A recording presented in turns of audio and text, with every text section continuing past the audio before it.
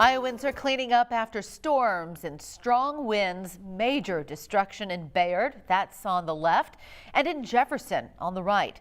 The National Weather Service just last hour confirming 5 tornadoes in the state yesterday. Governor Kim Reynolds has issued a disaster proclamation for 49 counties. Now, the storm killed at least 1 person in Iowa when the strong winds hit a semi, blowing it onto its side. Iowa State Patrol says the driver was not wearing a seatbelt and was thrown from the cab. Well, good evening. Local 5 is continuing our team weather coverage tonight as the state recovers. Stephanie, I'm here in Jefferson where I spoke with the Johns family all day. And if you take a look behind me, this shed is very telling of just how powerful the tornado and the winds were. The father of this family says he was in his truck, eyes closed, just 30 seconds waiting for this tornado to pass through. His children were in the basement in his home inside. It's just shocking to come out here. You see this tractor here. That was the landlord's efforts to help them clean up the debris. Just so much mess and a lot of loss, and the owner tells me he's never seen damage like this before. A lot of these folks are from Iowa. They've lived on this property for 6 years, and this was unlike anything they have ever experienced, and they're still waiting to see when the power will come on here. They have a very damaged power line system, and so they're running on 1 generator. Lots of kids in the home. It is definitely a challenging time for them. You're going to hear from them coming up in our broadcast. For now, let's send it over to our chief meteorologist, Brad Edwards, for the latest on this weather. Yeah, Samantha, we just got the information in from the National Weather Service. They've been out surveying the tornadoes in their area all day, basically central Iowa. Starting in western Iowa, we'll go back in time here, and we had that first one here in our viewing area, let's say, in Cass County, getting very close to Atlantic here, and then heading up into DESIREE, and then it continued to redevelop. It's really the same complex of storms kind of cycling, because then we had 2 tornadoes on the ground simultaneously as they headed up into the Jefferson area here. Bagley getting some damage there, Bayard getting some damage. So everybody, that was probably where we saw most of the damage. Then that other tornado developing and heading up into Webster County here as well, causing some damage not too far from the Peyton area. All of these recorded as EF2, so winds around 115, 120 miles per hour with all of those tornadoes. Very active day out there. We had 72 tornado and severe thunderstorm warnings. Typically, if you see a day like that, it is in the springtime, in the summertime, not in the middle of December. Taylor, it was a crazy day. Plus, we had the wind out there as well. Yeah, and it wasn't just Iowa that was affected by that, Brad. I mean, we had widespread impacts in Colorado. There were a few wind gusts over 100 miles per hour earlier in the day on Wednesday. That kicked up a bunch of dust.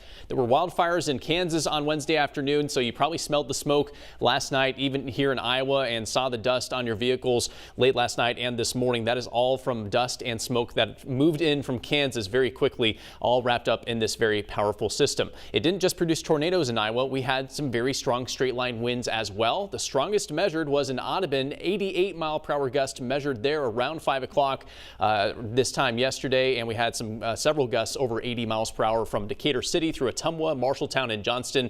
The peak gust in Des Moines was 74 miles per hour on Wednesday evening. And of course, we had the warmth as well. Record setting for the month of December in Des Moines, Ames, Marshalltown, and Ottumwa with highs in the mid 70s yesterday. It rebounded back to 40 degrees today. 41 was our high in Des Moines, and we're going to get even colder the next couple of days. 39 tomorrow, down to 29 on Saturday. Brad's going to have your 10-day forecast coming up in a few minutes. All right, Taylor and Brad, thank you so much for that. Our weather team kept you safe and informed last night on air, online, and on your phone. So scan the QR code here to download the We Are Iowa app if you do not have it yet. Our weather team will continue to give you the latest forecast and make sure you are aware of any changes.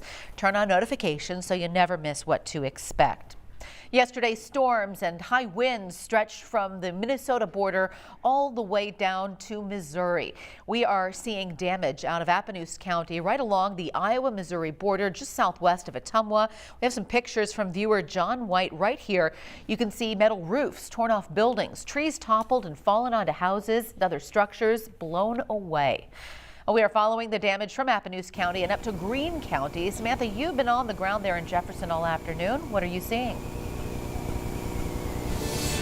This has been just devastating for the family here. They came out this morning to really see in daylight just how much damage their property took. And if you look here, the shed is a big example of those winds really tearing through.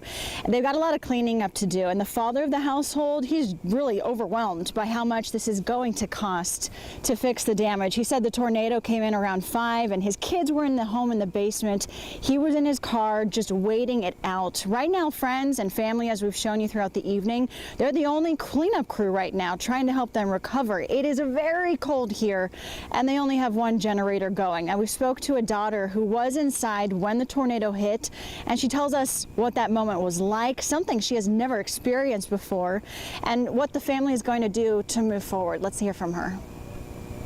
So then there's how many of you living in this home? 8 of us. And no power? No.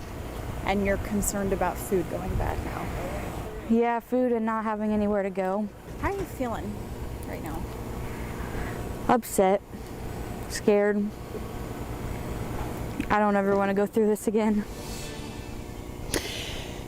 It's hard to hear, you know, these young kids just express so much anxiety around the experience of this storm. The youngest in the house, just 12, and they're all really just shook up by it. Moving forward, we know that along with Jefferson, homes in Bayard sustained major damage as well. Local 5's Mary Sugden was there earlier today. She spoke with a resident. Let's go to her. Lynn Smith was in his home watching the storm roll in here in Bayard, and he says in a split second the winds intensified. He knew he had to get to safety, so he's here at his front windows. That's when he made the effort to get to his basement. He said he had to dive headfirst into his basement as the ceiling came crashing down, and now you can see this is what's left of his home. Now he and his mother and his wife Deb were in the basement waiting to be pulled out by family members who came to their rescue. And this home actually has some special family ties for Deb. It was her grandfather who actually helped build this home. And as you can see, while the cleanup efforts are underway and they're really just putting the pieces back together, both Lynn and Deb tell me that they feel blessed to have all these family and friends here helping them to pick up the pieces. Everybody's fine. Everybody's okay. It's just another hurdle in life. You jump over it and you keep going. But I was hoping to retire in that house and I have to build a new one. Me too. That's all right. We'll build it. Now, while so much was destroyed by the storm, what Lynn and Deb tell me is that they have antiques and cabinets like this, actually one all the way back behind me here, that were really left unscathed by the storm. They had angels and different religious relics within here, so they just feel blessed to have some of those family artifacts still intact. In Bayard, Mary Sugden, Local 5 News, We Are Iowa. Those sentiments, probably the most powerful and positive thoughts today is that no one in this family here in Jefferson was injured either. And just looking around, this family seeing each other, everybody's okay. That is the one silver lining, and I think that is what's getting them through tonight, along with just step by step, family and friends helping them to clear out this rubble. Stephanie, we'll be back here in 5 minutes. All right, Samantha, thank you.